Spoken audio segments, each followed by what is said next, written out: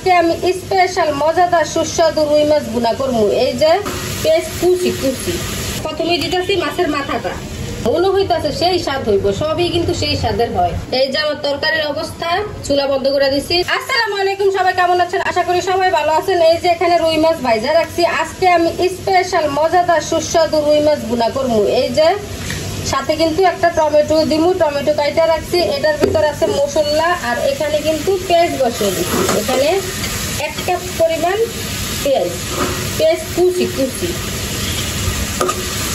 এটা কিন্তু ভাজা ভাজা করে নেব। পাশের চুলায় আছে চিচিঙ্গা ভাজি আলু দিয়া।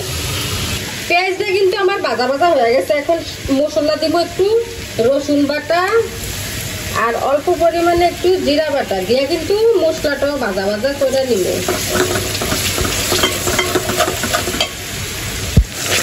মশলাটা কিন্তু আমি 2 মিনিটের মতো ভাজা ভাজা করে নিচ্ছি।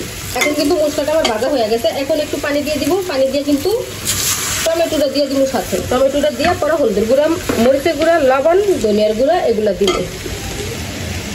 দিয়ে দিলাম স্বাদ মতো লবণ। এবার দিয়ে দিলাম হলুদের গুঁড়া। এবার দিতেছি মরিচের গুঁড়া।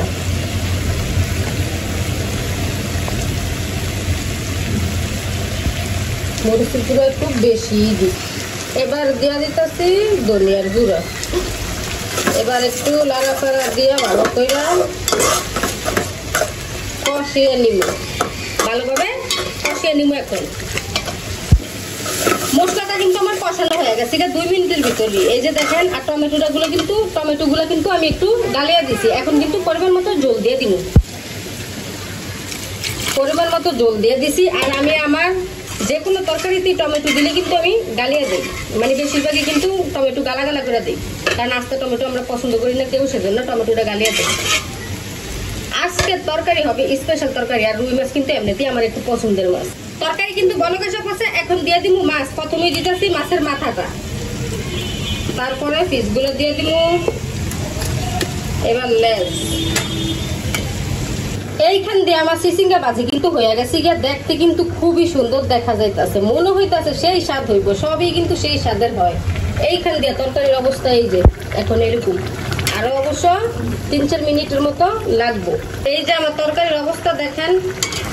মাছ কিন্তু এত কড়কড়া করে ভাজি, একবারে জ্বালিয়ে নাই। তারপর আমার ভাই বলবো কি, মাছগুলো আমি হালকা ভাজি, বেশি ভাজি না, কারণ আসলে এই যে ঝোলটা বলক আসার পরে যে মাছটা দিয়ে দেয় না, পরে কিন্তু মাছটা আস্তে আস্তে নরম হয়ে যায়, সেজন্য ওই বলে যে হালকা ভাজি। অথচ এই দেখেন মাছ কিন্তু ভাজতে ভাজতে পড়ে এলাই।